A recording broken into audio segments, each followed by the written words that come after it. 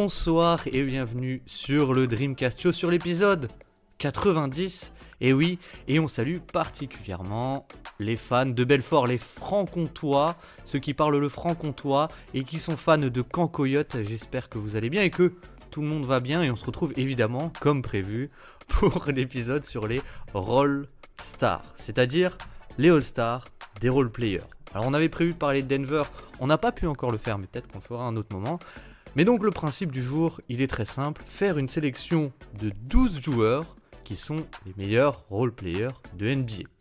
Le principe est simple, on vous expliquera les critères.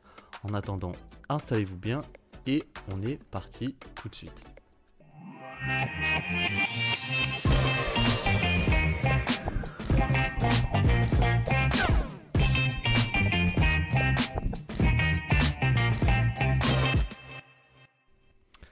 Bienvenue à tous sur cet épisode 90 et bienvenue à Azad. Azad, comment tu vas en ce lendemain, en ce jour de trade deadline, pardon. C'est vrai que c'est là du coup ça va être en décalé par rapport à quand ça va sortir, mais oui c'est vrai qu'on est en lendemain, on est en veille, on est en jour de trade deadline, mais d'un autre côté la trade deadline elle s'est un peu emballée plus tôt que prévu cette saison.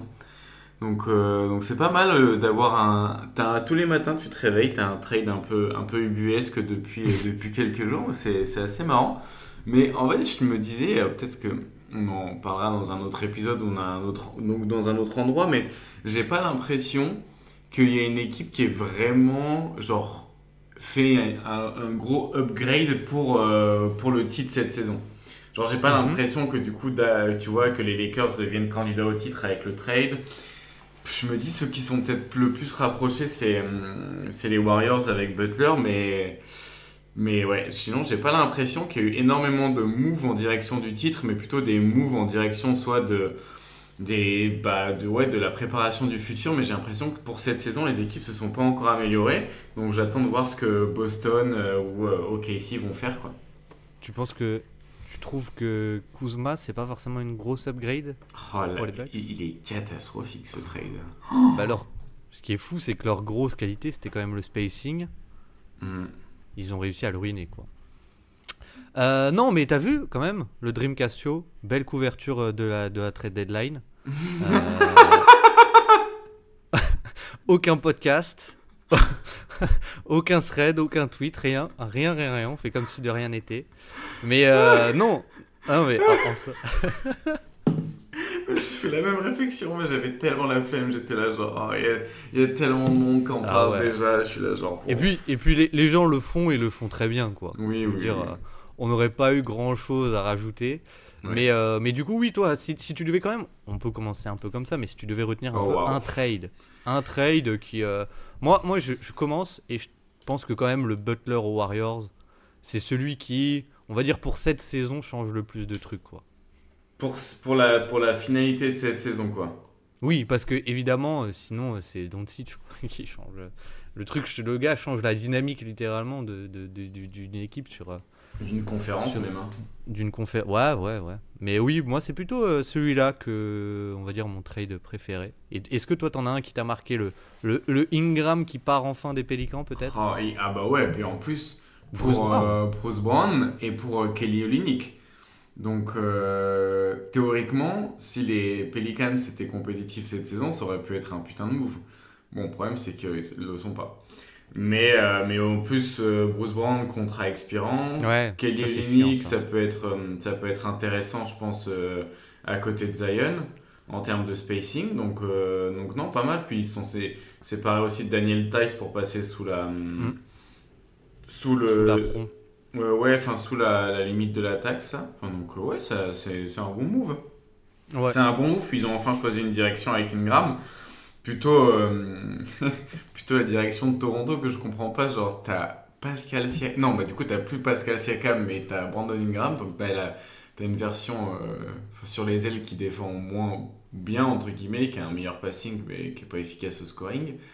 T'as toujours Scottie Barnes, t'as RJ Barrett, franchement RJ Barrett, Scottie Barnes, Brandon Ingram c'est... Non mais en plus c'est triste parce que les Raptors, je sais pas pourquoi je les ai regardés, mais là dimanche, tu sais il venait d'avoir le gros trade et donc il y avait un Cavs Mavs qui a été complètement ruiné. Donc j'ai regardé Clippers-Raptors. Après, il y a eu Raptors-Knicks, etc. Et franchement, les Raptors, ils sont super fun. Ils ont plutôt un bon playbook, quoi. Il y a des trucs cool, gradés, cool. Même les joueurs qui jouent le plus de pick and roll, c'était Kelly Olynyk et Jakob Poeltl. Ouais, ils font beaucoup de pick and roll inversés et de situations aussi en hub avec pas mal des trucs inspirés un peu de la Princeton offense, donc beaucoup de mouvements sans ballon, beaucoup de choses comme ça, donc non, c'est trop cool. Mais du coup et Quickley qui revient un peu de blessure, donc ça c'est cool. Ouais, c'est un peu compliqué Quickley, hein. Putain, moi je l'avais annoncé en All-Star en 2026. Ouais, mais ça va être un peu juste. Il a été blessé, on peut même pas dire, il a joué 10 matchs, quoi. Mais bon. Ouais, bref. On va voir ce que ça va donner. Donc voici pour le gros récap de la trade deadline du Dreamcast Show. Mais non, sinon Azad, comment ça va? On sait même pas comment tu vas finalement. Écoute, ça va, je suis dans un petit Airbnb au Mans pour la semaine, donc voilà, en déplacement. Donc je suis allé courir ce matin dans le Mans, je suis allé repérer un peu sur Strava s'il y avait des segments à prendre, mais les mecs courent vite au Mans, donc je sais pas si je vais pouvoir prendre des couronnes. Je vais essayer de prendre des top 10 sur Strava, mais je pense que pour prendre des couronnes, ça va être ça va être un peu compliqué, il va falloir que je me sorte un peu les doigts. Mais du coup, voilà, tranquille. Tranquillement, et tu es prêt pour l'épisode du jour, tout simplement. Ouais. L'épisode du jour, épisode 2 des Roll Stars, puisqu'on l'avait fait l'année dernière avec Titouan, qu'on salue, qui est sur le trèfle aussi, que tu connais très bien.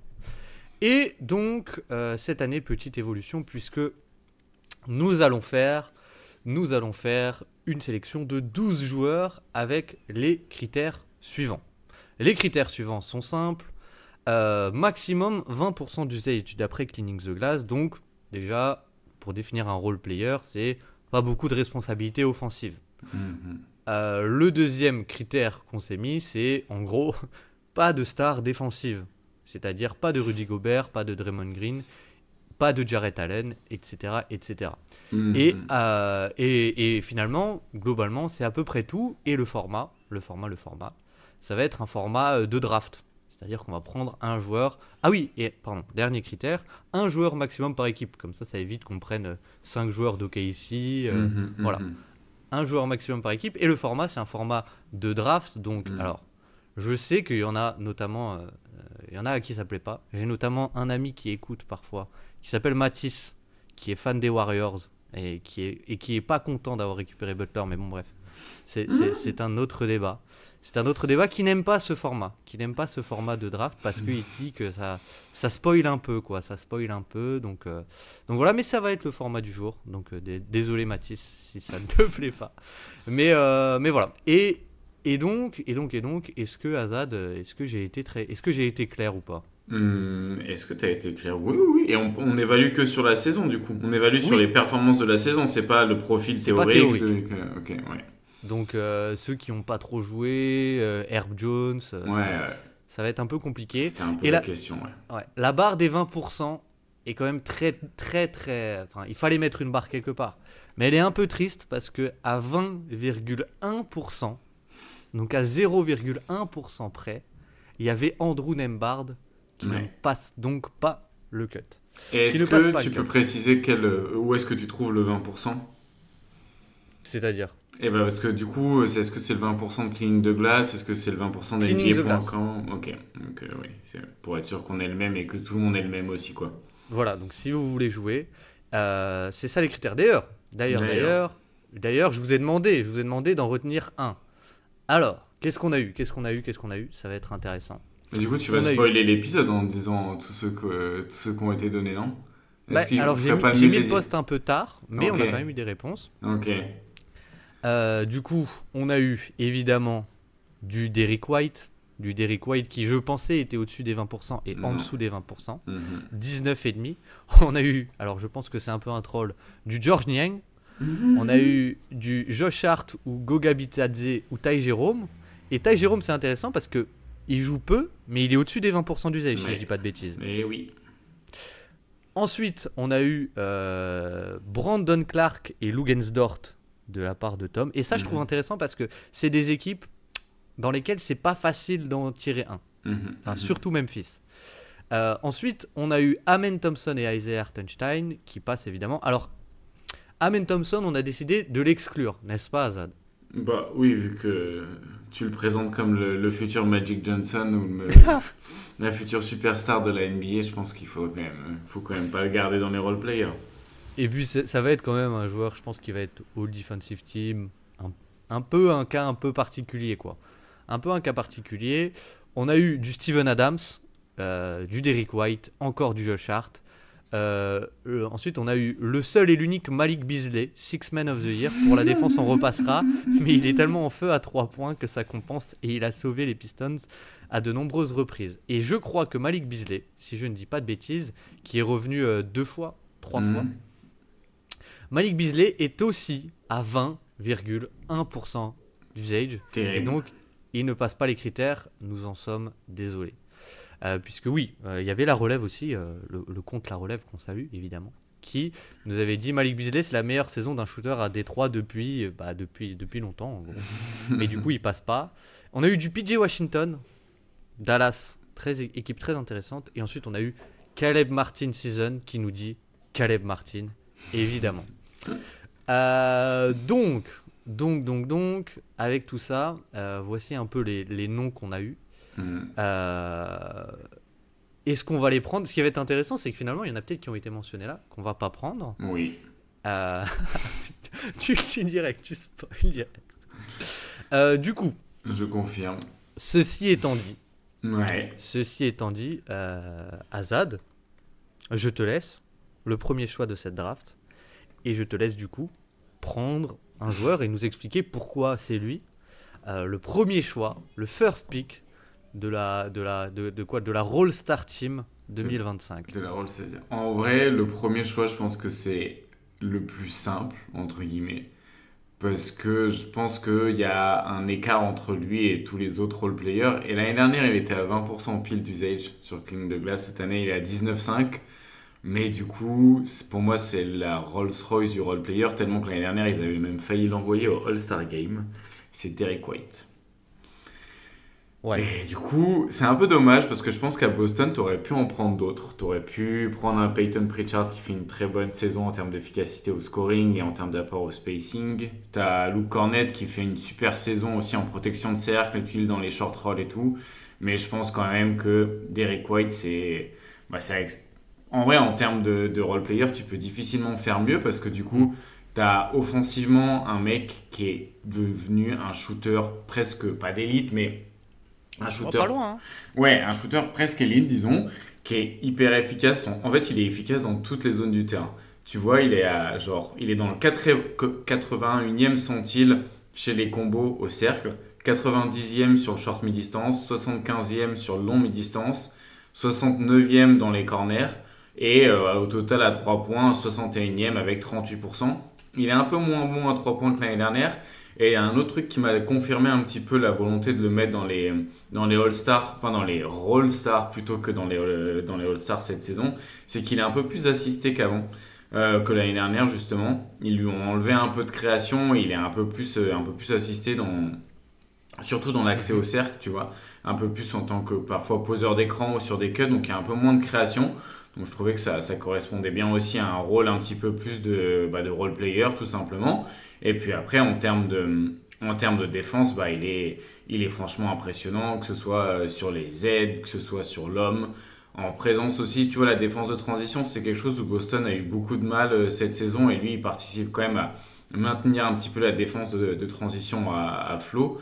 Et c'est ouf quand tu regardes ses stats sur Cleaning the Glass. Sa plus mauvaise saison au block percentage, c'est le 97e centile parmi les combos, quoi. Voilà. Sa pire saison, ouais, c'est d'être le meilleur, en gros, parmi les joueurs de sa taille. Donc ça, c'est assez exceptionnel. Donc ouais, franchement, joueur parfait et un très très bon connecteur, très peu de déchets. Il y a vraiment peu de mauvaises décisions. Et c'est surtout le truc qui est intéressant chez lui, c'est qu'offensivement, il peut vraiment être utilisé des deux côtés d'un écran et un petit peu loin et proche du ballon. Tu vois, c'est un peu Mhm. le truc que tu peux le mettre où tu veux, il sera toujours utile. Avec Tatum, justement, il joue bien un petit peu ce jeu à deux où parfois il pose l'écran pour Tatum, parfois il est le porteur de balle pour des pick and roll où c'est Tatum qui pose l'écran. Et tu as aussi l'idée que à certains moments, il peut être plutôt utilisé sur des stagger action off-ball, des zoom action, et aussi dans un spin pick and roll, être le poseur d'écran derrière l'intérieur, tout en étant aussi possible à certains moments d'être juste un spot-up shooter et de punir en fin de possession à côté d'un drive and kick, quoi. Donc bon, C'est un peu, on le peut un rôle. peu difficilement en demander plus, quoi. Ouais, c'est un peu compliqué. Là, j'avoue que je pense que il y a eu beaucoup de joueurs qui ont fait des très bonnes saisons en tant que role player, mais je pense que c'est difficile de faire mieux que Derek White à l'heure actuelle. Ouais, ouais, ouais. Je suis d'accord parce que, en fait, bah, contrairement à d'autres joueurs qu'on va mentionner, t'as aucun compromis avec lui, quoi. Non, Vraiment aucun. Vraiment non, aucun. vraiment Donc, aucun. je pense que c'est le first pick pour la deuxième année de suite. Et il n'y a pas trop de débat là-dessus. Il n'y a pas trop de débat là-dessus. Peut-être qu'on le qu'on l'enlèvera pour l'année prochaine, qui sera exclu. Bah après, s'il Mais continue du à coup, être juste un role player et qu'il continue oui, à être une machine comme ça, tu peux pas. tu peux pas faire autrement. Mais du Oui. coup, moi j'avais une question rapide. Mais si tu devais en envoyer un autre de Boston, enfin un peu, c'est qui? Si t'avais pas pu prendre White, t'aurais pris qui à Boston? Rapidement. Je pense que j'aurais pris Luke Cornett. Ah ouais. Mais plus pour parler de Luke Cornett, parce que je pense qu'en réalité, il fait la saison est plus impactante de la part de Pritchard en termes d'influence sur le jeu, entre guillemets, le spacing, surtout que il permet d'apporter du spacing là où je roule l'idée est maintenant délaissé à 3 points.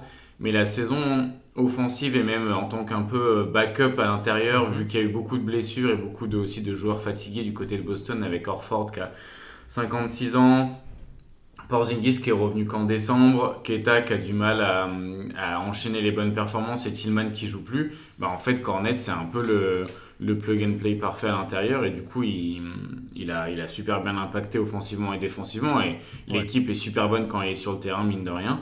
Donc bon clairement ça faisait un peu partie des joueurs que j'avais en tête pour Boston. Ok. Ok. Ok. Eh bien, ça me va. Ça me va très bien. Et on passe au deuxième choix. Allez vas-y, où est-ce que tu vas aller le chercher? Moi, alors, je vais te laisser prendre un X parce que Ok. t'avais l'air chaud dessus. Non, en deuxième choix, j'hésite, mais pour moi, il y en a qui sont un peu obligatoires du coup. Ouais. Il y en a qui sont un peu obligatoires, notamment un, bah, c'est du coup à OKC. Qu'est-ce qu'on fait à OKC? On sait pas trop si on le prend ou pas, mais je pense que Isaiah Hartenstein, euh, voilà, c'est un peu aussi un peu le role player parfait en un sens, quoi. Le role player parfait parce que il y a un peu il y a un peu aussi tout ce que tu peux attendre de lui, c'est-à-dire déjà il y a la défense. Je pense que le premier truc qui vient avec lui c'est la défense, et ce qui a toujours été sa force c'est qu'il peut faire beaucoup de couvertures différentes. Alors on le voit Mhm. beaucoup faire du edge et même du hard edge à OKC, à Hartenstein, mais du coup ça c'est très très bien parce que c'est une valeur structurelle énorme en fait de pouvoir faire tout ça. Il y a toujours le playmaking défensif sur les interceptions ou les contres. Il y a les dissuasions. Et même en attaque, il y a le passing qui a encore un peu augmenté, où il est passé à 1,10 d'assists par usage. Et vraiment, moi, je trouve ça vraiment très cool, quoi, finalement, ce côté où il est utilisé un peu en hub, un peu ce qu'on décrivait avec Kelly Olynyk et Jacob Putel, où en fait, c'est lui un peu qui permet par moment d'avoir chez Gilus Alexander qui est utilisé off-ball, ou sur le short roll, évidemment, il est très très bon, même s'il est, j'ai l'impression, un peu moins utilisé que l'an passé là-dessus. La pose d'écran pour chez Gilus Alexander, ça marche super bien. Même avec Jalen Williams, c'est pas trop mal, même si Jalen Williams, il préfère, je pense, un joueur comme Chet Holmgren qui est un peu plus vertical, parce que c'est un bon passeur de lob, etc. Mais ça reste un peu, au fait, un joueur qui est le connecteur en attaque, qui a aussi, face à certaines défenses, un peu trop de drop, il a le flotteur, hein. Ça, c'est quelque chose qu'il a toujours eu en carrière. Depuis les Clippers, ça a toujours été un joueur qui a plus de 50% sur les short mi-distance. Euh, Et cette année, il l'est encore. Donc, ouais, voilà, un peu pour tout ça, pour le profil qu'on connaît. Il y a la réussite est un peu moins là cette saison, mais il y a 17% d'usage. Alors, il n'y a que 1,14 alors qu'il était à 1,36 l'an passé. Ça s'explique par quoi? Ça s'explique notamment par le fait qu'ils prennent beaucoup moins de tirs au panier, mais plus de flotteurs, justement, ces fameux flotteurs, qui Ouais. prennent aussi quelques 3 points qui rentrent pas du tout. Mais au final, je pense que sa valeur, elle est vraiment autre part que dans l'efficacité, quoi. Tout Ouais. simplement. Après, le problème aussi de plus aller au cercle, c'est peut-être lié au spacing Ouais. de Casey. Parce que je pense que du coup, ben, ça fait baisser son efficacité et c'est pas genre un choix de décider de prendre un petit peu des tirs qui sont moins bons. Après, il est bon là-dessus, mais tu vois, Oui, ça reste un tir qui est moins efficace de base, quoi. c'est pas très punitif comme approche offensive, disons. Voilà, C'est c'est mieux quand il crée des tirs au cercle, entre guillemets, que vraiment, justement, juste avoir cet impact-là, un petit peu d'essayer au niveau gadget sur du flotteur de punir quand il y a un manque de ouais, spacing, mais d'un autre c'est côté, bon, c'est un peu compliqué. C'est plus collectivement, le manque de spacing n'est pas que de sa faute, entre guillemets. Et du coup, c'est pour ça que c'est un peu difficile de lui imputer directement. Et ce qu'on attend de voir, c'est surtout comment il va jouer et qu'est-ce que ça va donner quand il sera à côté de Chet Holmgren, quoi. ouais, bah complètement, complètement. Je pense que c'est tout à fait ça. Il y a un peu ce côté, bah, le spacing fait que la raquette est bouchée. Et Ouais. même sur certains profils comme Jalen Williams ou chez Gilgeous Alexander, c'est aussi des Mm. joueurs qui aiment beaucoup driver à la fin de leur, enfin, après avoir reçu l'écran, quoi. Et qui, du coup, préfèrent, enfin, pour eux, c'est plus valuable d'avoir soit le pick and pop de Chet, bon, Chet est plus là, soit la petite pocket pass et le flotteur, mais pas un joueur qui forcément va jusqu'au panier, quoi. Et sinon, je pense qu'à OKC, il y a quand même Aaron Wiggins, Ouais, moi, c'est celui que Lugensdort, j'avais. et peut-être Lugensdort quand même, parce que je trouve que enfin, sa valeur défensive est quand même pas mal, Ouais. pour pas dire excellente, quoi. Mais du coup, Lugensdort, premier nom mentionné qu'on n'aura pas dans la liste. Oui, c'est vrai. Après, la question, c'était de savoir si on prenait Zubac et Hartenstein ou pas dans les superstars défensives ou est-ce qu'on les considérait pas comme tels. Bon, du coup, vu qu'ils sont dans les. Enfin, en tout cas, Hartenstein est sélectionné. Voilà, vous vous doutez que du coup, on les a pas mis à l'équivalent de Draymond Green, Rudy Gobert et Jarrett Allen. Mais oui, c'est un peu pour ça que c'était un peu difficile à choisir pour OKC parce qu'il y avait quand même pas mal de profondeur. Oui, et si on faisait pas ce critère de un par équipe, je pense Oui, qu'au OKC, il se retrouvait avec facile trois joueurs, quoi, oui, peut-être. voilà, c'est un peu l'idée aussi. Est-ce qu'on passe au troisième choix? Ouais. Oui, je te laisse la main. Vas-y. Et du coup, là, tu t'étais convaincu que j'allais prendre un X. C'est un peu ça, c'est un peu ce que tu étais en train de me dire. Non, je dis juste qu'il y a bien un moment où on va devoir en prendre un et Ouais. que ça m'intéresse d'avoir ton avis sur quel Knicks pour toi est le plus valuable parmi les trois potentiels, voire les quatre avec Ariel Hukporti. Mais donc je te laisse la main dessus. Si tu choisis pas un Knicks maintenant, ben, je vais pas en prendre un après, quoi. C'est un peu ça l'idée. Je- Si j'en prends pas un maintenant, tu vas pas en prendre un après. À part si je prends le joueur que tu avais prévu de prendre, du coup. Parce que dans ce cas-là. Oui, oui, bon, bref. J'aimerais bien j'aimerais bien te laisser la main sur les Knicks, en tout cas. Ok. C'est ça. Mais du coup, je suis navré parce que je pense que pour le troisième meilleur role player. Quoique, je sais pas. Est-ce que j'irais pas plutôt. Non, j'ai quand même envie de prendre Josh. Bah non, du coup. J'ai quand même envie de prendre Michael Porter Jr. en troisième. Ah bah oui. Ouais. Ouais, ouais, ouais. Pour Ouais, ouais, ouais. l'apport structurel au spacing. En fait, Sans c'est. lui, Oui, c'est chaud, quoi. c'est sans lui le château de cartes. Il s'écroule S'effondre. quoi. Ouais, ouais, non. Franchement, je pense il est trop important. Et le truc qui est quand même assez ouf, c'est que il a vraiment progressé en termes de défense. J'ai trouvé ça sur les Ouais. dernières saisons, c'est de plus en plus bon. Il se fait encore avoir. Il y a des fois où il a un peu encore les pieds dans le béton sur certains moments, les pieds un peu à plat, entre guillemets, et il se fait avoir sur une action ou deux. Mais sinon, je le trouve quand même très bon, très concerné sur les aides. Je trouve que le fait qu'il puisse jouer autant de minutes, et qu'il soit présent sur, bah, tu vois, 33 minutes par match, c'est quand même pas rien, hein. Quand il arrive en NBA, c'était vraiment pas ce qui était annoncé et c'était même un peu ça qui l'avait fait beaucoup reculer. Là, on a un mec qui joue 33 minutes par match, qui a une efficacité qui est absolument démentielle, qui te coûte pas de ballon, qui t'offre un spacing de dingue, enfin, tu vois, le role player parfait dans le sens où, tu vois, à l'inverse de Derrick White qui peut te faire un peu de tout, lui, il te fait peut-être un peu moins de choses, mais il le fait à un tel niveau d'élite que c'est trop bien, quoi.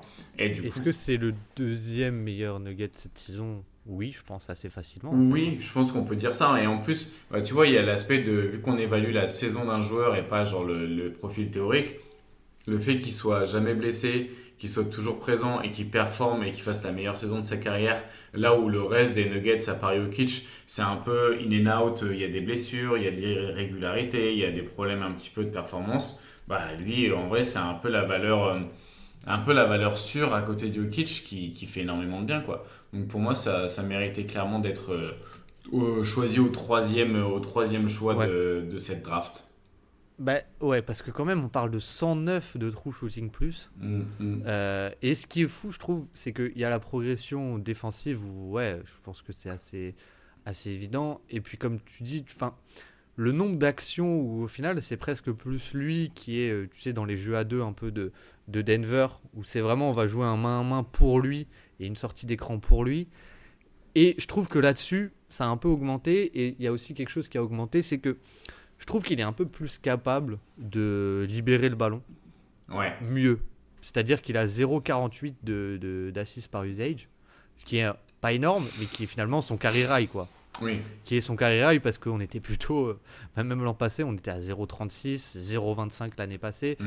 Et je trouve que, en fait, vu qu'il a plus de responsabilités, enfin en tout cas j'ai l'impression qu'il est un peu plus, encore plus utilisé parce qu'il a plus de minutes, etc.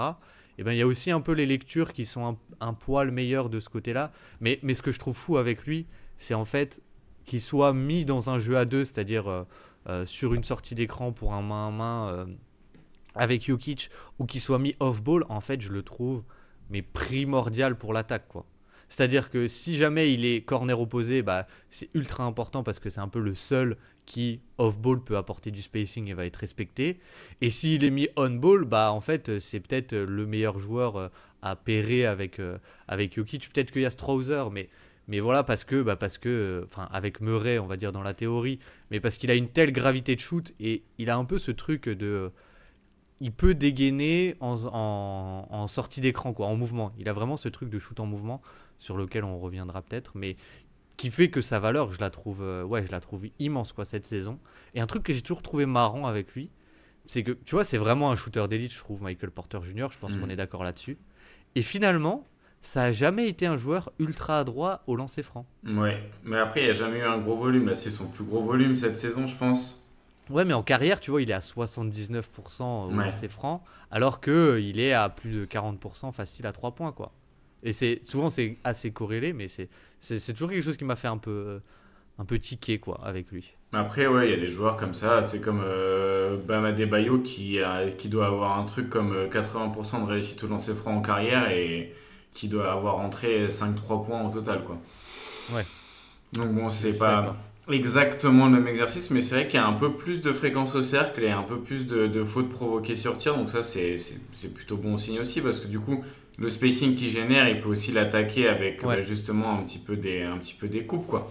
Et c'est bien de voir que bah, en fait, le jeu en attaque vit aussi à travers lui, à travers son mouvement et ses lectures qui progressent. Donc non, franchement, c'est une belle saison qui fait. Et en plus, bah, c'est un joueur qui est viable en playoff et ça a déjà été démontré par le passé, quoi. Donc ça, je pense que c'est aussi important de le garder en tête, que c'est pas seulement un joueur gadget de saison régulière, quoi. Même si c'est ça qu'on évalue pour l'instant. ouais. Et puis là, il va être primordial en playoff. Il va être Ouais. primordial cette année.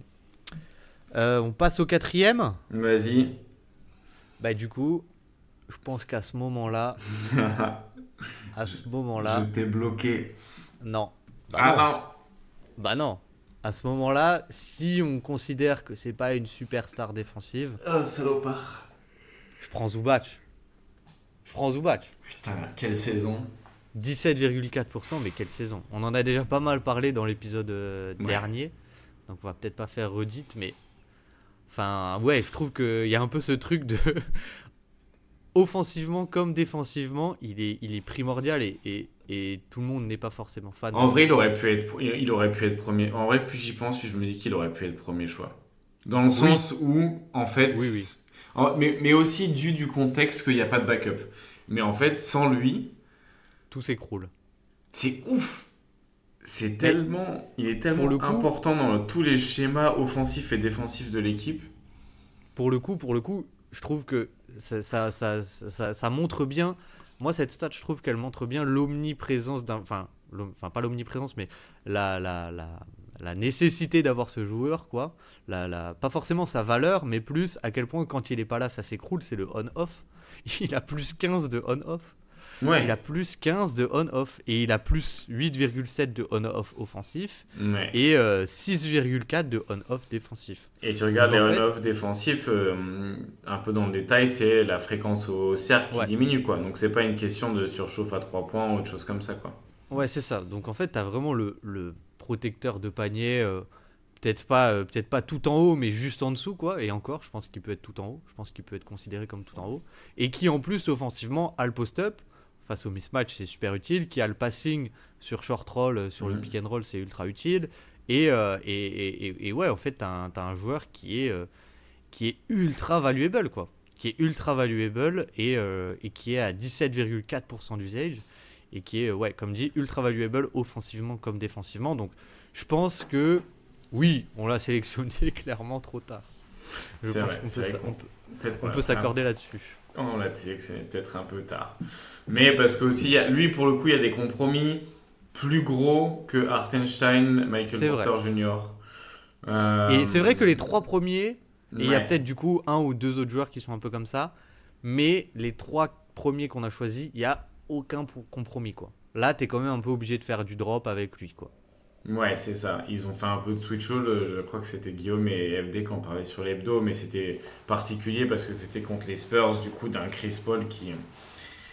Voilà. Ouais, regardez Chris Paul en isolation sur Switch.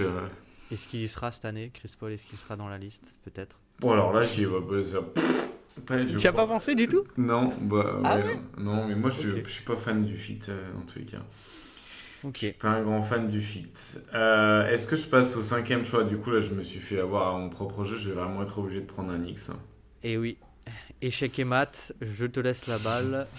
Qui choisis-tu? Mais pour moi, je prends assez facilement Josh Hart chez les Knicks. Ah ouais. Ah, moi, j'aurais pas choisi Charles. T'aurais pris qui? T'aurais pris Jalen Brunson? Je pense qu'on peut prendre. Enfin, c'est un peu difficile de le mettre dans les role players quand même. 32% d'usage. Non, non, non, non. Bah, j'aurais pas choisi Josh Hart. J'aurais choisi Mikal, moi. C'est vrai? Oh là là, moi j'ai l'impression que lui pour le coup, il y a du con. Mikal, alors faut savoir, attends, pardon, je précise juste, mais Mikal Bridges, OG Anunoby et Josh Hart sont en dessous des 20%, et Oui, donc les trois sont éligibles ouais. à l'équipe. Donc, tu as choisi Josh Hart, pourquoi, pardon? Bah, pour la polyvalence de schéma et d'impact dans le jeu. Je trouve qu'il impacte de tellement de manières différentes et dans tellement d'endroits différents. C'est peut-être celui des trois qui a le plus de compromis, pour le coup, à cause du shooting. Mais j'ai l'impression que c'est celui qui. Bah, déjà, c'est celui qui est le plus efficace. Mais alors, largement plus efficace que les deux autres. Bon, alors, c'est normal qu'il soit plus efficace parce que du coup, c'est un méga joueur de transition. Mais d'un autre côté, c'est pas pour. Enfin, je veux dire, le pourquoi il est efficace, on s'en moque un peu. Là, ce qu'on évalue, c'est à quel point il impacte le jeu de la bonne manière. Et en plus, du coup, ça lui permet d'avoir un petit peu cette mini notion de création parce que du coup, il crée la transition par soit son playmaking défensif, soit son habilité à se projeter énormément vers l'avant. Il participe aussi au jeu de la multiplication des possessions que veut jouer les Knicks, à côté aussi du jeu de spacing qu'ils ont. Ils ont besoin quand même de continuer à jouer un petit peu cette bataille des possessions. Et du coup, bah, je trouve qu'il est tellement différent de le. En fait, les Knicks sont tellement. Le quatuor Bronson, Carl Anthony Towns, Bridges et Anunoby, il est tellement carré, entre guillemets, je trouve, dans le sens où ils font des choses. C'est un peu plus scolaire, pas scolaire, mais c'est beaucoup plus structuré. Il y a vraiment plus une notion de juste du spacing, de l'espace, du drive and kick, de la défense du point d'attaque ou des aides un petit peu assez classiques sur le low man ou des aides classiques depuis l'aile. J'ai l'impression que Josh Hart, c'est un peu plus un électron libre qui permet de générer du chaos. Et en fait, Ah, du coup, complètement. c'est pour ça que pour moi, c'est plus valuable. En vrai, peut-être que le fait que Michael Bridges et Anunoby soient redondants au sein des Knicks fait que je prends Josh Hart.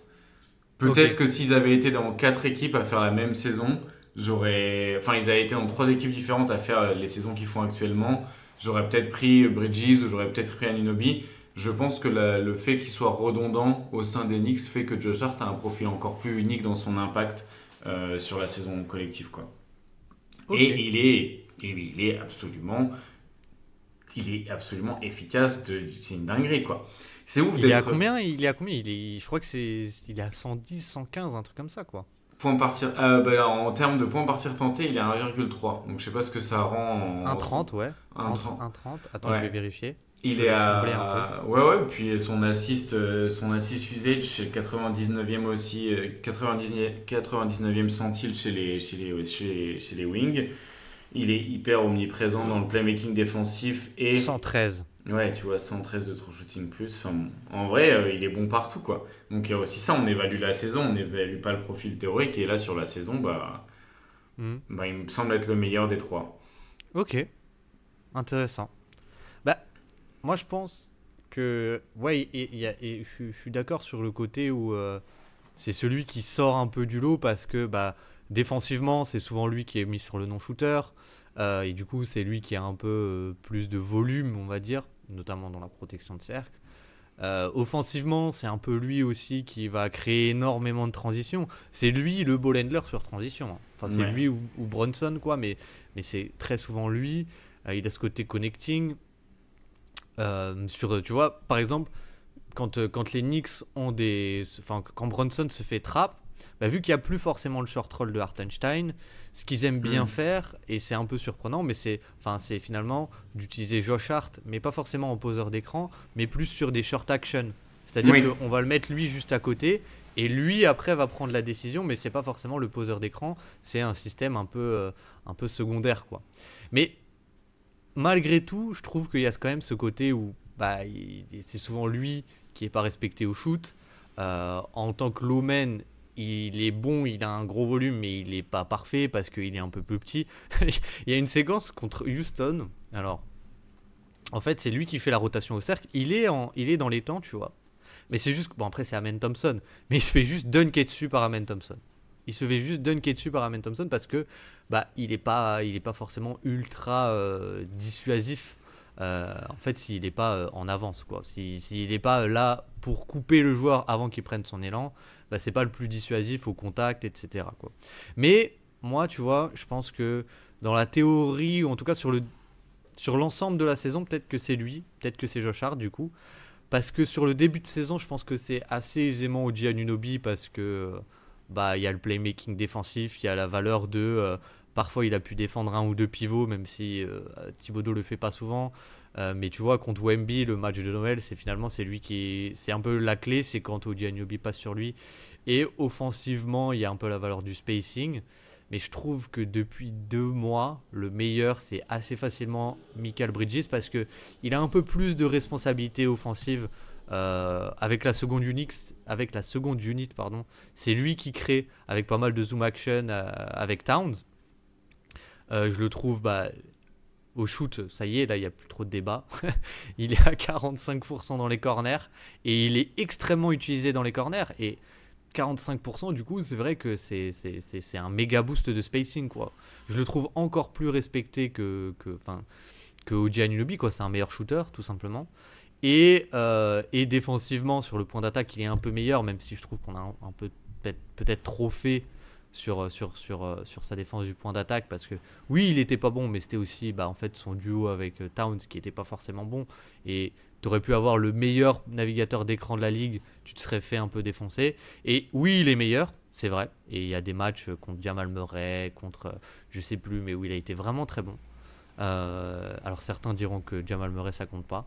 Mais je trouve que aussi défensivement un peu plus off-ball, je le trouve vachement meilleur depuis le nail aussi quoi.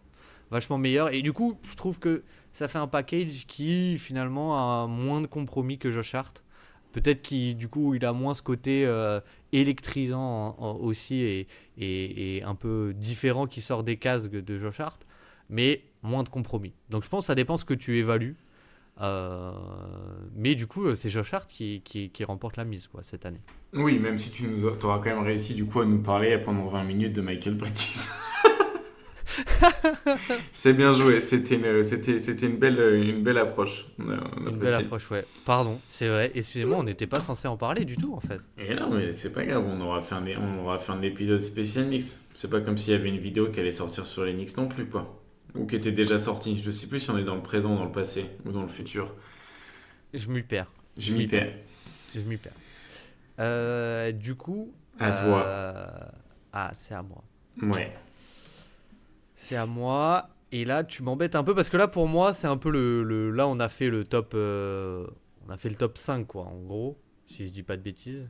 C'est Top ça. 6. Après, moi j'ai. Bah oui, oui, du coup, c'est toi, tu prends le sixième. Donc si on en a pris 5 déjà, ça veut dire qu'on a fait le top 5 normalement. Après, attends, faut que je revérifie sur ma calculette, bouge pas. Ok, attends, je bouge pas, je t'attends. C'est C'est bon? bon, ouais, il faut que tu C'est prennes le bon? sixième, donc on a fait le top 5. Ok. Là, c'est chaud. Là, c'est un peu plus chaud. Et je pense que là, on va être un peu plus, comment dire, réparti. Malgré tout, est-ce que je vais le prendre? Je pense qu'il était déjà là l'an dernier. Je Mhm. crois il était genre dernier choix l'an dernier. Mais je vais prendre Nasrid. Ah ouais, moi je pense que pour moi c'était un peu le sixième évident. Pour moi c'est après Nazrid que ça devient un peu plus. Ah ouais? Ok.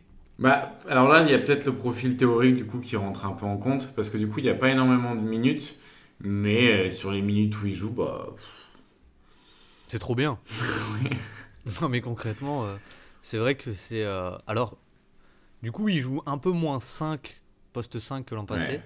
Parce que l'année dernière, bah, il y avait du coup des séquences avec lui et Towns, c'était plus Mm. de switch.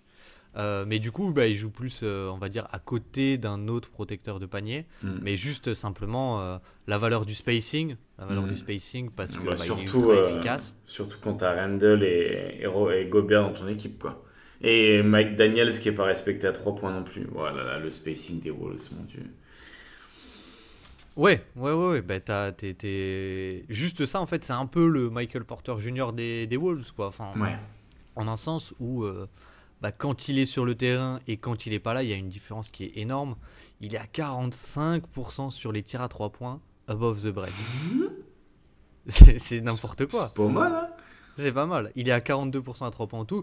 Mais je trouve que même au-delà de ça, il y a un peu ce côté, c'est pas juste un gars qui espace le terrain et il est aussi capable de cibler des mismatchs en fait. Que ce soit des joueurs plus lents, plus légers, plus gros que lui, enfin plus gros, plus lourds que lui Ouais. plutôt, des intérieurs un peu plus classiques parce qu'il a des skills vraiment assez fous. Il peut attaquer les close-out et même des joueurs plus petits. Tu vois, je me souviens d'un match contre les Clippers où, bah, vu qu'il a James Harden, c'est un peu lui qui est utilisé pour que ce soit du drive, soit un peu même pas du post-up, mais du face-up très proche du Ouais. panier, quoi. Et ouais, du coup, et défensivement, bah, ok, c'est pas grandiose, mais mine de rien, il a quand même plus de 1 en steal et en block percentage, et même Ouais. il est à 1,7 en bloc. Et je trouve que, bah, en fait, il peut switcher sur quasiment tous les postes, quoi. Il est tellement mobile que finalement, bah, c'est même peut-être une valeur défensive qui est légèrement positive, je dirais. Parce que on-ball, il peut tout switcher, quoi. Ouais, bah oui, c'est pour ça que c'est un peu le profil théorique qui fait que du coup, Mm. il y a pas de compromis, quoi. Il n'y a pas de compromis et la question, c'est plutôt de savoir qu'est-ce qu'ils attendent pour le faire jouer encore plus, quoi. Et qu'est-ce qu'ils sont allés chercher de Julius Randle. Là, t'as la trade deadline qui approche, t'es là, mais vous allez vraiment finir l'année avec une raquette Gobert-Randle, alors que je sais pas, t'as Nasrid sur le banc, quoi. Pour moi, une raquette avec Gobert et Nasrid, elle aurait peut-être plus de sens. Mais bon. Elle aurait plus de gueule, ouais. D'ailleurs, Nasrid, petit détail, a une player option l'année prochaine à 15 millions. Oh putain. Bon. Il va pas J'ai la prendre, hein. j'ai quelques doutes sur le fait qu'ils la prennent, quoi. J'ai quelques doutes sur le fait qu'ils Oh, la prennent. l'équipe qui va aller le chercher, elle va se mettre bien. Julius Randle a une player option à 31 millions. Par exemple. Voilà. Oh, Oh non. Nasrid, 6ème choix. Ok. 7ème choix. La balle est dans ton camp. Est-ce que je peux. En fait, on n'a pas mis de limite d'âge. Mais est-ce que je peux prendre un mec qui a genre moins de 22 ans ou pas? Ah, si c'est un role player, oui. Bah. Oui, entre guillemets, oui. Pour l'instant, oui. Ok. Mais je sais pas à quel point il va le rester. Mais pour moi, c'est. J'ai découvert un peu plus en scoutant, en préparant la vidéo de Tyler Hero. Et Nikola Jovic. Ah là là là là, quel joueur! Ah, c'est un grand dérougador, hein. Oh là là là, c'est une dinguerie parce que du C'est coup, le basket, hein. oh là là, c'est une folie, c'est une dinguerie à quel point, tu vois un peu comme Derrick White, je disais tout à l'heure avec Tatum mais encore plus poussé, tu peux le mettre dans toutes les configurations possibles. Mais alors, ça me surprend c'est- un peu que tu prennes lui de Miami. Moi, j'avais pas lui. T'avais qui de Miami? Moi, j'avais Duncan Robinson. Ah, pour moi c'est trop une superstar offensive cachée, Duncan Robinson. Ah ouais? Ok. Ok. Bon, bah du coup, Mais Nikola Jovic, ouais, puis il fait plus de trucs, je trouve, Jovic. Puis Duncan Robinson, j'ai l'impression qu'on en parle. Je sais pas, genre. Ouais, en soi, c'est cool. Comme ça, on peut parler de Jovic Ouais. qui... Vas-y, pardon, je t'ai coupé, mais reparle-nous de Jovic. Bah, en fait, c'est cette capacité à être. Tu vois, par exemple, on va prendre une action basique, un pick and roll avec un pick and roll au milieu, où tu vois sur un côté, et un cut baseline, ou un Spain pick and roll avec un écran du coup d'un intérieur, puis un écran plutôt d'un shooter qui vient dans le dos du défenseur du poseur d'écran à l'intérieur. Enfin, une situation avec trois joueurs, entre guillemets, il peut être dans les quatre situations. C'est-à-dire qu'il peut même mettre un des mecs dans les corners qui attend et qui est sur le côté, et parce que du coup il prend 50% de ses tirs à 3 points, donc c'est un joueur qui peut tout simplement t'espacer un peu le terrain. Mais il peut aussi être le porteur de balle sur le pick and roll, il peut être le mec qui vient poser le premier écran sur le ballon, ou il peut être le mec qui coupe depuis la baseline, ou le mec qui vient poser l'écran dans le dos du défenseur à l'intérieur. Il peut être partout. Il lit le jeu, il trouve des angles de passe qui sont fantastiques parce que du coup, il a des Il est bras immense. hyper longs, mais il est immense. Il fait 6-11, donc ça doit être 2-0-8, 2-10, enfin bref, c'est là. 2-10, ouais, quasiment 2-10, ouais. Il fait la taille d'un intérieur, quoi. Il fait la taille d'un intérieur, il peut porter la balle, il peut shooter, il est efficace, il perd pas beaucoup de ballons. Moi, Enfin, ce que j'adore, c'est C'est fantastique quand même, hein, en termes quand il joue des pick and roll, en fait. Moi, ce que je préfère, c'est quand il joue des pick and roll. Mais je sais pas si je préfère quand il joue les pick and roll ou quand il est sur short roll, parce que sur short roll, il est incroyable aussi. Ouais, Mais ouais, même c'est vrai. sur cut, parce que sur cut, du coup, il a cette capacité à prendre les mecs qui défendent sur une vitesse, et ça devient une sorte de short roll parce qu'il récupère le ballon au milieu, il est capable de le retransmettre derrière, il est constamment en mouvement, il pose des écrans tout le temps. Enfin, je veux dire, c'est. Et défensivement, t'en penses quoi? Alors, pour ça qu'il est peut-être pas plus haut non plus. Parce que du coup, en fait, défensivement, il a la qualité de ses défauts. C'est que du coup, c'est un joueur avec un très bon QI basket. Donc, tu vois, il est capable de gêner un petit peu, de faire du playmaking défensif, de gêner un peu les lignes de passe et tout. Mais d'un autre côté, c'est pas un protecteur de cercle. C'est pas un mec qui va pouvoir non plus trop tenir sur l'homme. Mais pour l'instant, comme il joue à côté de Bam Adebayo ou Kelly Ware ou les deux, et que c'est un mec de 2m10 qui peut jouer à côté de deux autres mecs de 2m10, et ben c'est pas trop dérangeant non plus. C'est un peu du compromis, mais c'est pas, pour moi, c'est pas un deal breaker non plus, quoi. Ouais, je suis d'accord.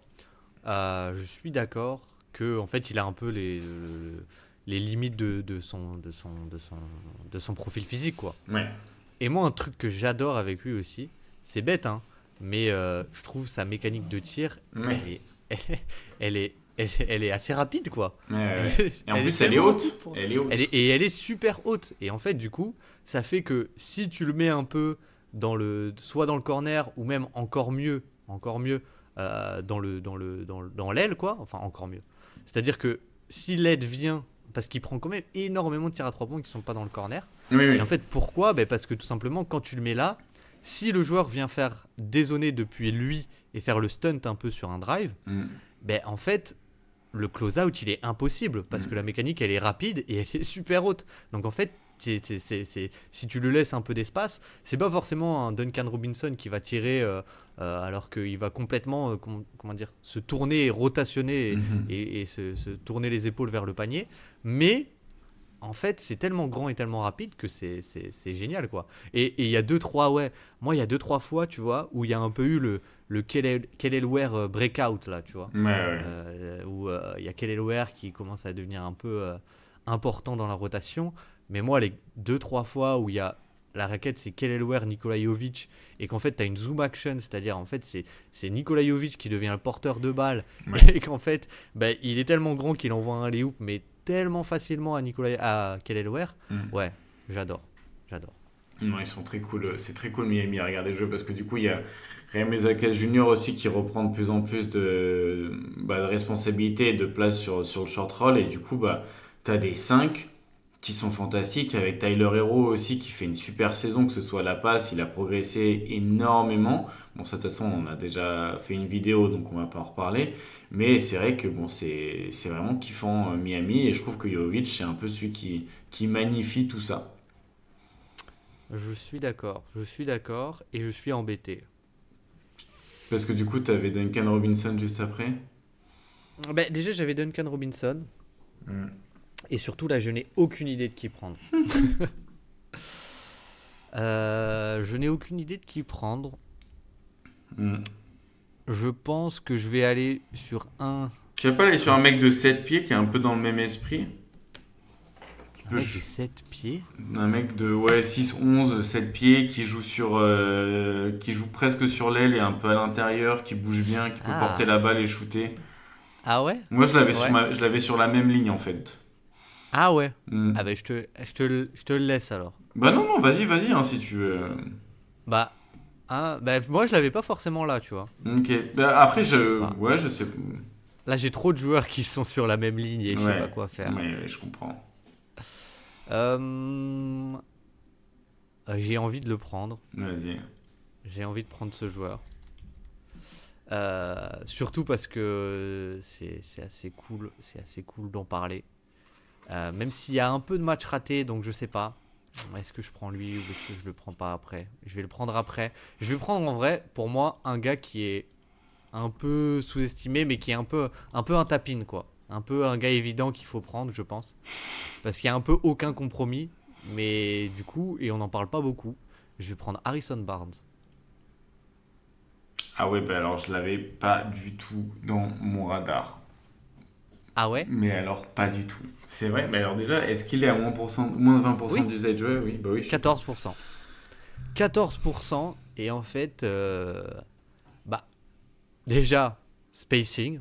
Mais Spacing qui, pour les roleplayers, est super important. Efficacité. pas de compromis. Et au-delà du pas de compromis, je trouve que défensivement, alors c'est pas du tout un playmaker et pas du tout forcément un volume off-ball, même si il peut faire un peu la rotation en Ouais. low-man, mais bon, t'as Wemby. Mais surtout, en fait, Wemby, tout ce qu'on arrive à tirer de Wemby en roamer et quand il joue les Bucks, il est sur André Jackson, Hmm, et quand il joue machin, il est en fait systématiquement caché parce qu'il défend aucun intérieur. hmm, C'est parce que c'est Harrison Barnes qui défend l'intérieur. hmm. Et du coup, bah, c'est énorme, quoi. C'est énorme. Et avec très peu de compromis offensifs. Enfin, c'est pas exceptionnel, mais sa simple valeur du spacing est cool, quoi. Que Ouais. je me dis, on n'en parle jamais. Ça peut être cool de le prendre là, quoi. Non, c'est vrai, c'est un joueur qui a une carrière même qui est un peu intrigante au final, avec des débuts très intéressants avec Golden State, 2 saisons efficaces avec des petits Mm. usages, l'explosion à Dallas mais l'explosion aussi dans les deux sens du terme, quoi, que ce soit négatif et positif, entre guillemets, parce que du coup, tu as 24% d'usage quand il arrive à Dallas, mais du coup, l'efficacité, elle s'effondre. Puis un peu la renaissance à Sacramento dans un contexte un peu moyen, entre guillemets, mais là où du coup moins de responsabilité est très efficace. Et là, du coup, cette saison, ouais, défensivement, il permet beaucoup de choses schématiquement. Et offensivement, bah, il te coûte rien parce que il perd pas un ballon. Il est efficace sur son tir. Après, ouais, ça manque peut-être un peu de mouvement et de Ça manque création. de. Ouais. De création même tertiaire, tu vois, celle de Michael Porter Jr. avec ses mouvements et son spacing, elle est quand même hyper intéressante. Là, il n'y a pas du tout de ça du côté de Barnes, quoi. C'est Ouais. là, tu vois, niveau création de chaos, on est loin, quoi. On en est loin. Oui, il manque peut-être un peu de valeur ajoutée, quoi, offensivement. C'est assez neutre. C'est assez neutre. C'est assez neutre, mais tu vois, comparé à d'autres joueurs qui sont peut-être un peu plus négatifs dont on va parler. Et puis je trouvais ça cool de parler de lui parce que tu vois, les autres joueurs, finalement, il y en a pas mal dont on a déjà parlé, quoi. Mm. Donc voilà, je viens de me rendre compte qu'il me reste deux choix et qu'il y en a un que j'ai absolument envie de placer et qu'il y en a trois que je dois placer. Donc c'est la merde. Neuvième choix de draft. Azad, me fais pas n'importe quoi. Qui est-ce que tu prends en neuvième? Du coup, en neuvième, je vais prendre Jacob Poeltl. Ah, waouh, waouh, waouh. Ah, exceptionnel. Moi, j'aime Oui, trop, ouais. Je trouve ça. en vrai, c'est un peu le Zubac du pauvre, quoi. Enfin, du pauvre. Si, du pauvre. En plus Ah, mobile. Non, plus mobile, ouais. Après, c'est l'association entre Kelly Olynyk et Ivica Zubac. mais du coup, t'as un peu moins de protection de cercle aussi, quoi. T'es pas sur le même niveau de protection de cercle non plus, mais bon, c'est quand même plutôt bon. Et t'as un scoring qui est différent quand même. Genre, je trouve que dans le short mi-distance, il est vraiment très bon. Il a un très bon toucher sur flotteur. Et à la passe, enfin, les pick and roll inversés, Zubac, excuse-moi, mais bon, c'est pas tout de suite non plus qu'on va pouvoir lui demander ça, quoi.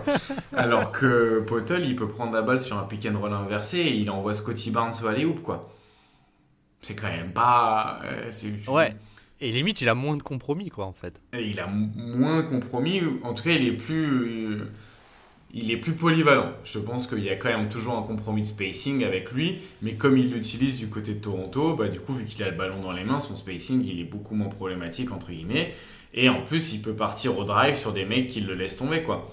Des mecs qui Mhm. l'ignorent sur le end-off, il peut partir sur des drives, finir sur du short mi-distance, il trouve les mecs sur des cuts, il trouve les mecs sur des corners, il trouve les mecs au cercle. Enfin, c'est quand même un profil d'intérieur hyper intéressant, hyper complet, qui est très bon défensivement, qui peut jouer sur différents schémas, sur du edge, sur du blitz, sur du drop, sur du switch all. Moi, tu vois, j'aurais plus dit c'est l'association entre Kelly Olynyk et Hartenstein que l'association entre Zubac et Ouais, Olynyk. Je t'as trouve que ça raison. te rapproche un peu plus de ça. T'as raison. Et c'est marrant parce que Hartenstein et Zubac, c'est quand même des mecs qu'on a nommés un petit peu, donc je trouve que Jacob Poeltl, ça va bien là-dedans, quoi. Et c'est ouf, hein, ce retour un petit peu des intérieurs hyper important en tant que role-player, quoi. Parce que je pense que quand on entend role-player, les gens s'attendaient peut-être plus à une liste de scoreurs en sortie de banc ou juste de Ouais. connecteurs sur les extérieurs ou de 3&D. Bon, Et puis c'est marrant parce que au final, tous ceux qu'on mentionne, ouais. c'est des intérieurs qui sont très passeurs en fait. Qui sont Zubac, il très. est pas très passeur. Zubac, il peut Non, mais passer. Mais il est pas, oui. c'est pas un mec que tu utilises Mais tu vois, pour c'est ça, pas quoi. un rim runner finisher exclusif quoi. Non. Bah, c'est pour ça que. Mais c'est quand même plus un rim runner que les deux autres. Mais il peut faire autre chose, quoi. C'est un peu ça Ouais. l'idée. Ouais. Ouais. Ouais. Ouais. Ok. Je suis d'accord. Je suis d'accord. Mais oui, c'est assez fascinant de voir que la valeur qu'ils arrivent à avoir, quoi. La Ouais. valeur qu'ils arrivent à avoir, parce que, tu vois, bon, peut-être que j'aurais pas dû prendre Barnes aussitôt, parce que, en fait, justement, c'est un peu ce que tu décrivais, mais il y a un peu ce côté où ça met la défense, en fait, leur profil permet de simplement jouer des actions qui mettent la défense dans des positions très inconfortables, quoi, Ouais. et inhabituelles. Exactement. Euh, Est-ce que t'as quelque chose à ajouter? Non, À non, part que ce serait cool de le voir au parc à Toronto. c'est exactement. Bah, c'est surtout s'il commence à rajouter des mecs comme Brandon Ingram. Ouais. Voilà. Voilà, voilà. Donc là, on a fait 9 choix. Il reste 3 places. Ouais, et moi, il me reste je 1, pense 2, que 3, 4, 5, 6 mecs sur ma liste. Je pense que déjà, à Cleveland, je sais pas si t'avais quelqu'un, mais J'ai personne à Cleveland. ouais, parce qu'en fait, dans la théorie, c'est Max Truss qui devrait y être, Il a pas assez mais joué. il a pas assez joué. Ensuite, du coup, moi, il y en a un que je pense que je prendrai en dernier. Ouais, Et moi, j'ai une wild card pour le ouais, prochain, en moi, vrai. c'est ma wild card. C'est ma wild card. Mais du coup, là, je suis Mais du coup, il y en a sacrément plein que j'ai pas embêté. pris. Voilà. Après, il y en a trois que je vais pas prendre. C'est un peu des profils, genre, pas similaires, mais il y a un peu, ils sont un peu dans la même, du même moule, entre guillemets. Ouais. Ok, je pense que j'ai fait mon choix. Vas-y.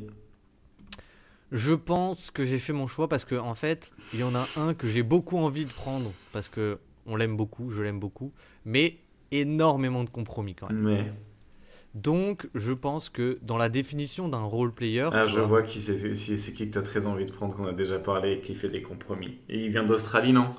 ouais, Ouais, ok, ouais, il est très grand, mais mais il est très vaillant. il aspire beaucoup de ballons. Ouais, bon, Mais ça non, marche. mais je pense que, tu vois, dans un contexte de les role players, c'est un peu le supporting cast, etc. Ouais, Bah, du coup, dans la théorie, t'as envie d'avoir le moins de compromis possible. mais Et du aussi, coup, oui. je trouve que lui, il en a beaucoup. Mais, Du coup, je vais aller à Memphis. Parce ok, que quand même, oui. ils en ont beaucoup, des role players. Ok, et tu vas prendre. Et qui est-ce que je vais prendre Je pense que je vais prendre Marcus Santi Smart. Aldama. Je pense Ouais, que je vais prendre bah Santi oui, Aldama. oui, je pense en vrai. Parce qu'il y a pas mal de monde qui est au-dessus des 20%. Et après, en dessous, il y a peut-être Jalen Wells qui pourrait y être en vrai. Il y a un rookie. Ouais. Il y a Brandon Clark qui est un profil assez valuable et que du coup Tom avait mentionné. Et j'aimerais bien avoir son avis sur la valeur de Brandon Clark qui est finalement un peu la valeur du switch aussi et l'alternative défensive. Mais je trouve qu'au final, Santi Aldama, c'est celui qui a le moins de compromis. On en a déjà pas mal parlé dans les chouchous de la saison. Ouais. Mais tu vois, il y a ce côté playmaking défensif, rotation au cercle, taille, passing, connecting, ball handler et un peu de shoot, quoi. Un peu de shoot. Donc pour moi, au final, c'est celui qui a le moins de compromis, donc c'est pour ça que je le prends lui. Ok. Voilà. Il était sur ta liste? Ouais, il était un peu sur les mêmes lignes que Jovic. En gros, premier étage, j'avais Derek White. Deuxième, j'avais Michael Porter Jr. Ensuite, j'avais Josh Hart, Hartenstein. Ensuite, j'avais Nasrid, Zubac. Et ensuite, j'avais Jovic, Potel, Aldama. Et ensuite, on rentre dans mon package joueur défensif à compromis, entre guillemets. Attends, parce que, attends. Là, on a fait 10 choix, Azad. Donc, il m'en reste un. Il t'en reste un. En fait, j'ai deux groupes. J'ai joueur défensif à compromis, Choisis bien. où j'ai 3&D sur des postes d'arrière, du coup, à quel point la défense est si importante que ça. Ok. Moi, j'avais potentiellement aussi encore un ou deux intérieurs. Ou trois. Mais bon. Vas-y. Mais du coup, moi, je vais pour une fois, je vais prendre une wild card sur ma draft. Et je vais aller la chercher à Portland. Oui. Je vais la chercher à Portland. Il est belge. Bah oui, c'est pour ça que j'ai dit pour une fois. Je l'avais pas. J'étais beaucoup trop en stress. J'ai J'étais vu, beaucoup trop stressé. j'ai vu que t'étais en panique. Ouais, Toumani Camara. Oh là là. Oh oui. Quelle fantastique version de Josh Hart qui va réussir à shooter, quoi. Et qui est plus grande. Oh là là. C'est Oh, je te laisse tout seul alors. Là, tu vas déprimer. Ah non, mais franchement, c'est fantastique, hein. Oh, hier, je l'ai vu faire quoi? Hier, je l'ai vu faire un pick and roll où il porte la balle, quoi. Il portait la balle sur un pick and roll avec Robert Williams en semi-transition. T'es là, mais qui êtes-vous? Il Mais peut, oui, mais oui. il peut jouer le rim runner et en plus, enfin vraiment, il est bon sur du rim running. Il, il a encore des difficultés sur son tir, mais même si on parle d'un mec qui est quand même à 37 ou à 38%, donc on a vu des gens plus en difficulté que ça. Et de toute façon, il les prend, tu vois. Et l'influence au rebond et au playmaking défensif et sur transition, mais voilà là, c'est vraiment, tu vois, le role player un petit peu genre parfait. Là, il est encore un peu théorique, mais il y a tellement des flashs qui vont au-delà de la Ouais. théorie que. Pour moi, Après, la valeur défensive, là, elle est plus, hein. ah ouais, ouais. Et puis offensivement, putain, tu sens qu'il y a du jus à aller gratter, qu'il y a de l'idée, quoi. Il tente des trucs en vrai. Il tente des trucs, tu sens qu'il c'est un joueur qui lit quand même pas trop mal le jeu. Il n'y a pas encore tous les outils. Là, pour l'instant, il a le software, mais il n'a pas le hardware, tu vois. Donc en gros, Hmm. il a un super bon logiciel, c'est juste qu'il n'a pas encore la machine pour le faire tourner, mais une fois que ce sera bon, voilà, là, ça va être un. Après, il a déjà 25 ans, je crois, ou quasiment. Il a été drafté ultra vieux, enfin ultra vieux. Ouais, mais vu Ça va. que, enfin, je veux dire, il n'y a pas, y a pas un moment où tu t'arrêtes de progresser non plus, surtout que c'est de la progression, entre guillemets, Oui, oui, oui, non, comme mais on je appelle suis ça, d'accord. organique, quoi. Donc là-dessus, je suis pas trop inquiet. Et puis, bah non, mais il y a une vraie valeur ajoutée, quoi. Il y a une vraie valeur ajoutée et il joue beaucoup de minutes, donc on prend ça aussi en compte, quoi. Pour moi, c'est un des rares gars qui a ce truc de valeur offensive off-ball, défensive off-ball et on-ball. C'est-à-dire que on-ball, sur Banquero, sur Booker, c'est navigation d'écran, bah en fait il est ultra mobile et il est immense quoi, il est géant. C'est ouf quoi, c'est ouf. Il y a on-ball et off-ball. En low man, il y a parfois où il se fait un peu avoir, mais depuis le nail, il est terrible dans ses aides. Il est vraiment parce qu'en fait, il couvre tellement de terrain rapidement que justement un peu ce truc dont on parlait des stunts avec Jovic, lui il les fait plutôt pas mal. Mais ouais, on ball, il est assez impressionnant et exactement, moi je suis d'accord que on commence à voir bah en fait, il y a peut-être un peu de connecting à aller gratter avec lui en lui donnant le ballon en main, quoi. Et il peut jouer un ou deux pick and roll, ou si jamais t'as une action un peu pour une sortie d'écran ou quoi, ça peut être lui le ball handler, pour une sortie d'écran, on va dire, pour Anthony Simmons. Et c'est assez cool, quoi. C'est assez cool. Donc, au final, je trouve que offensivement, on n'est pas sur comment dire, un joueur si négatif que ça. Si négatif que ça, quoi. Ah non, il est même pas négatif. Je pense qu'il peut être pour l'instant neutre et il y a des trucs à aller chercher sur du connecting parce que il peut poser les écrans, il fait des cuts, il lâche la balle. Pour l'instant, parfois, il tente des trucs un peu compliqués sur ses passes. Mais après, les rebonds offensifs, parfois, il s'emballe un peu sur ce qu'il tente. Mais bon, il y a de l'idée. Et puis, il est encore dans un. Je pense qu'il est encore dans un moule, on lui laisse de la liberté. Il n'a pas besoin d'être non plus parfait. Parce que c'est dans une équipe qui tank. Mm. Donc, mais bon, c'est le joueur qui joue le plus dans une équipe qui commence à enchaîner un peu les victoires et des bonnes performances, quoi. Ouais. Et Ouais, puis, ouais. tu vois, sur la lecture défensive, même des systèmes, je crois qu'il y a un match contre les Suns, là, où il arrive à anticiper le système qui est en train de dérouler les Suns, et du coup, avec sa longueur et sa lecture de jeu, il est sur le ballon avant que Booker puisse se récupérer dans les mains, quoi. Ouais, mais son Sans. match sur Booker, c'était la folie. Ouais, C'est la folie. mais ouais. C'est incroyable. Non, non, c'est fantastique. Du coup, c'était mon 11e choix, Mister Toumani Camara. C'était mon dernier choix aussi. C'était Ok, ma wild card. et ben Donc je suis voilà. content. Je suis content. Je suis content, mais je suis aussi embêté. Parce que du coup, là, le dernier choix, je vais dire un peu les noms sur lesquels j'hésite. Ok, je te donne Et les miens aussi, et puis je te laisse choisir comme ça après. ouais, voilà, super. J'avais Goga Bitadze. Ok. Tu vois, à Orlando, je savais pas trop qui prendre. J'étais un peu embêté. Et je pense qu'au final, c'est peut-être lui qui a le plus de valeur sur la saison. Parce que, au final, tu vois, Suggs, même Anthony Black, ils sont au-dessus des 20%. Donc c'était lui ou Wendell Carter. Bah, j'ai plutôt opté pour lui. Hmm. Parce qu'il y a un peu plus de protection de cercle, je trouve.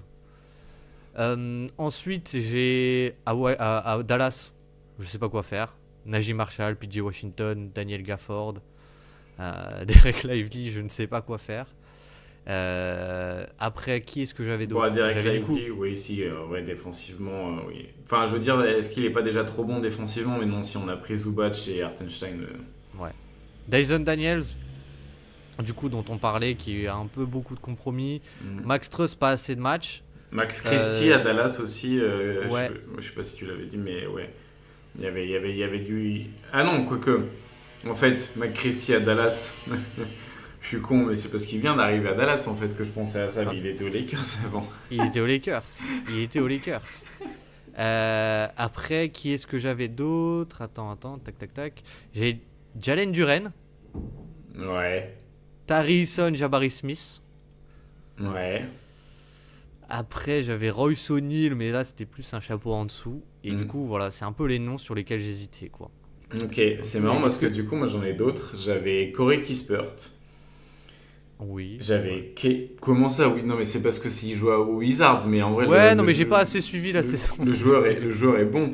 J'avais Keyon Ellis, Ah oui. Ayodo Sumnu Ouais. et Royce O'Neal du coup. Et Royce O'Neal aussi. Ouais. Ok. Ok. Je ne sais pas quoi faire. On va éliminer Derek Lively parce qu'il est blessé. On va éliminer. On va éliminer Goga Bitadze parce qu'on en a déjà parlé. On va éliminer. C'est dur là.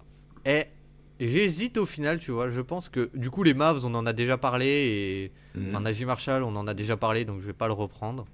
Comme ça, on peut parler d'autres gens un peu. Et là, j'hésite entre deux joueurs. Donc, c'est toi qui vas trancher. Ok. J'hésite entre notre ami Tari Eason Ouais. et Jalen Duren. Et je pense que j'ai envie de prendre Jalen Duren. Allez, vendu. Comme ça, on est moderne, on prend des intérieurs un petit peu. Ça me fait bizarre de le mettre comme role player Jalen Duren, mais finalement, peut-être que c'est ça. Hein. Bah, ouais. Ah ouais, tu penses qu'il rentre pas dedans? Non, bah si, ce qui rentre dans nos critères, c'est qu'il rentre dedans. Et à un moment, il faut faire confiance aux chiffres aussi. Hein. Bah, surtout qu'il est pas genre à 19,9, il est à 15%, Oui, quoi. oui, non, mais c'est sûr. Il est à 15% et. Puis c'est pas une superstar défensive pour le coup. C'est pas une superstar défensive, donc au final, Ouais, est-ce ça que marche. ce serait pas les critères? Ouais, puis après, est-ce que du coup, le fait qu'il soit peut-être un peu problématique défensivement, tu perds pas de la valeur vu que c'est censé venir de lui un peu la protection de cercle, quoi. Mhm, Tu vois? mhm. Est-ce qu'il n'y a pas de la valeur qui fuit par sa défense? Mais bon, Si, mais au final, tu vois, je trouve qu'ils arrivent ouais, pas si mal à s'en à sortir s'en avec, sortir. avec le côté, on fait du edge en fait. Ouais, oui, On le fait monter sur l'écran parce qu'il est plutôt mobile au lieu de le faire jouer du drop où oui, il est mauvais. Et où ça je pense que c'est vrai. Mais tu vois, au final, ça peut être cool parce qu'on peut en parler un peu. Et moi, ce que j'aime beaucoup, c'est assez simple, mais c'est le côté pour le coup un peu plus rim runner classique, oui. Oui. dans le sens où t'as menace de lob énorme pour Cade, plutôt bon poseur d'écran, mais aussi bon joueur surtout de main à main, où dans la vidéo que j'avais fait sur Cade j'en parlais un peu, mais du coup ils aiment bien jouer des zoom action et des main à main pour Cade, où sa fréquence de main à main a vraiment augmenté, c'est-à-dire que vu que c'est un joueur qui n'a pas forcément un premier pas ultra élite, bah finalement le faire courir avec un premier écran puis un main à main et un bon poseur d'écran, ça lui permet de créer une première séparation en fait assez simplement et surtout le côté où quand on blitz Cade il peut passer au-dessus, mais à qui est-ce qu'il passe au-dessus ou sur la petite pocket pass? À Duren, et Duren c'est pour le coup un bon passeur de short roll, je trouve. Ouais, C'est même, vraiment un plutôt bon passeur de short roll. même plus que ça. Hein. Il y a des moments, il y a des fois, moi, de l'année dernière, de ce que j'avais vu aussi, il peut un peu partir au drive, faire du drive and kick.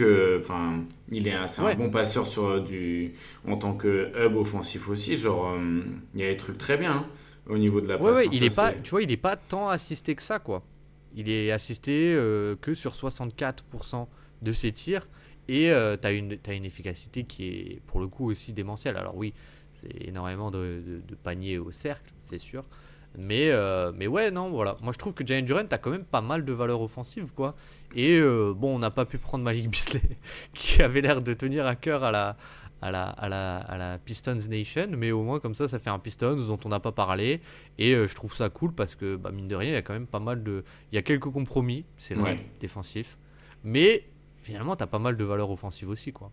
Ouais, non, mais c'est vrai. C'est une bonne remarque. J'ai bien fait de mettre Duren, qui est aussi un profil un peu atypique, donc c'est bien de parler un peu des profils qu'on ne parle pas forcément toujours, même s'il y aurait peut-être un truc à faire sur lui d'ici la fin de la saison. Je m'étais un peu plongé sur une analyse de son jeu l'année dernière, mais j'ai pas trop regardé, j'ai pas trop refait attention depuis. Les matchs où je suis tombé contre ou avec Détroit, il était pas forcément là. Il a été pas mal blessé quand même. Ouais, c'est vrai, c'est vrai. Il a joué combien de matchs cette saison? Quand même 47. Quand même Ok, 47. ouais, j'ai juste pas eu de chance alors. Mais il a juste eu une période, je crois, où il a été un Mm. peu absent. Non, et quand même, Tarison, euh, c'est quoi ce mec? C'est vraiment la défense, c'est un truc de. Enfin, le playmaking défensif, les rotations au panier, c'est. Ouais, C'est c'est fou. juste compromis quoi. Il y a beaucoup de compromis. Compromis, mais, tu vois, pour le coup, un peu à la Jared Vanderbilt, il- tu vois, le match contre Boston, il t'apporte tellement sur juste enfin, sa présence au rebond offensif, Ouais. c'est ouf aussi, quoi. C'est ouf, quoi. Il arrive un peu à compenser là-dessus, quoi. Mais je suis d'accord que pour le coup, il y a vraiment pas de shoot du tout. Je pense qu'il y aura jamais de shoot du tout. Mm. Même si les pourcentages sont pas moches, hein, il est pas à 20%, il est à 34-35%. Mais je pense qu'il aura jamais la respectabilité, un peu comme d'autres avant lui. Et même balle en main, c'est pas la folie non plus. Mais waouh. Tu vois, si on a mis Toumani Camara, je pense que Mm. il- Tari Eason, Toumani Camara, je suis pas sûr que ce soit non plus un écart si grand que ça, quoi. Ouais, je fais plus confiance à mon Belge quand même. Ah ouais? Sur le shoot, ouais. Ah ouais. Oui, sur le shoot, ok. Sur le shoot, ok. Sur le shoot, ok. Du coup, qui ne sont pas, qui n'ont pas été pris, du coup, Tari Eason, qui est-ce qu'on a d'autre qui n'a pas été pris et qu'on n'a pas mentionné, sinon on a déjà mentionné pas mal de monde. Ouais, on avait dit Kayan Ellis, on avait dit Royce O'Neal aussi, qui est quand même pas mal du côté de Phoenix cette saison. Ah, Dos, Aux Warriors, moi j'en ai trouvé aucun à euh, prendre. ouais, après tu vois, c'est pareil, le Jazz, est-ce qu'on aurait pu aller chercher les trucs non, ouais, non, Ouais. c'est plutôt des joueurs en développement. Là, je vois qu'Isaiah Collier, cette nuit, il a fait une grosse perf. Là, j'ai pas encore eu trop de temps de regarder, mais ils ont battu les Warriors du côté d'Utah. Ouais, Et on a eu un gros match. D'ailleurs, est-ce qu'il jouait Andrew Wiggins sur ce match ou pas? Non, du coup, il jouait pas. je pense pas. Il a pas été trade pendant qu'il jouait. DNP trade. C'est drôle ça quand même. C'est drôle. C'est plutôt drôle. C'est C'est plutôt plutôt drôle. drôle. Et les Warriors, du coup, les Warriors aussi, là, du coup, ils sont en bataille pour être au play-in. Ça va être, putain, la course à l'ouest. Ouais, mais tu vois, au final, ils ont quoi? Ils ont genre 3 matchs de retard sur la sixième place. Oui, mais juste pour dire que ça va être la merde, la course au playoff à l'ouest, quoi. Ah, et tu bailles. Et Voilà. tu bailles. Non, mais n'importe quoi. Je vais appeler ta mère, Azad. Tu m'as déjà dit, mais je vais appeler ta mère. Merde, j'ai bien. Du coup, est-ce que je résume notre sélection? Allez, vas-y. Notre sélection des All-Stars 2025 est la suivante. Nous avons Derrick White, Isaiah Hartenstein, Ivica Zubac, Josh Hart, Nasrid, Nikola Jovic, Harrison Barnes, Jacob Puttel, Michael Porter Jr., que j'ai oublié, pardon, Santi Aldama, Jalen Duren, Toumani Camara est-ce que j'en ai oublié un? Jalen Duren. 7, 8, 9, 10, 11, 12. Non, mais Jalen Duren, je l'ai dit. Ouais. Oui, mais quoi, tu l'as dit avant Camara, alors que Camara, c'est le 11e. Oui, c'est vrai, mais il était tout en bas de ma liste, c'est pour ça. Voilà, donc voilà, c'était plutôt cool à faire. N'hésitez pas à faire vos 12 et nous les dire si ça vous tente, vous avez si l'exercice vous plaît. Est-ce qu'on a été complet? On a fait le tour, Azad? Ça t'a Ouais, plu? on a fait le tour. Ouais, Tranquillou. ça t'a plu? Ça t'a Bah, plu? toujours. Tu sais, moi, je suis un kiffeur, moi, je prends du plaisir tout le temps. Tout le temps, ouais. Ouais, c'est vrai. C'est vrai. T'es un mec simple. T'es un Ouais, mec je suis simple. pas un mec aigri en plus, donc moi, je suis content tout le temps. Bon, en tout cas, merci de nous avoir écoutés. Ben, merci à toi de m'avoir écouté. Ouais, je t'en prie, franchement, c'était très cool de t'entendre dire tout ça sur Josh Hart pour qu'au final, je fasse 5 minutes de contre-argument sur Mikal Bridges. Non, merci de nous avoir écoutés. Merci beaucoup quand même du soutien sur la vidéo. Oui, ça faut le dire. Oui. Énorme merci. C'est très très cool de voir que vous avez un peu répondu présent entre guillemets à notre appel de détresse. À nos appels de détresse. La chaîne va mieux. On a eu une vidéo qui a été remise. Je pense que les autres, on va pas faire les demandes pour les remettre. Tout va mieux. Il y a une grosse vidéo qui sort, Azad. Il y a une grosse vidéo qui sort vendredi prochain, le 14 février. Aïe. Moi, je suis un peu stressé, je dois avouer. Comme d'hab, voilà, la vidéo sur Jokic, j'étais déjà très stressé, donc... Oui, c'est vrai. Ça va être terrible. Ça va être terrible. J'espère qu'elle vous plaira, j'espère que cet épisode vous a plu. Passez un bon week-end, passez une bonne fin de journée. Et Azad, le mot de la fin, en ce jeudi 6 février 2025. Toumani Camara sera, une fois dans sa carrière, All Defensive Team. Est-ce qu'il peut l'être cette saison ? Non, mais on parle quand même des 10 meilleurs défenseurs de l'année. Il faut que ce soit dans des équipes compétitives. En vrai, là, pour l'instant, je pense qu'il y a des mecs qui votent pour les All-NBA Defensive Team qui savent même pas qui c'est Toumani Camara. Non, mais pas en irrespect vis-à-vis de lui, plutôt parce que c'est des teubés qui votent, quoi. Oui. Bah, c'est juste que ça m'a rappelé qui votait, en fait. Mais voilà, c'était un peu l'idée, ouais. Super. Bon, bah, sur cette belle note, sur ce beau pronostic, on rend l'antenne et à très vite. Ciao. Très vite.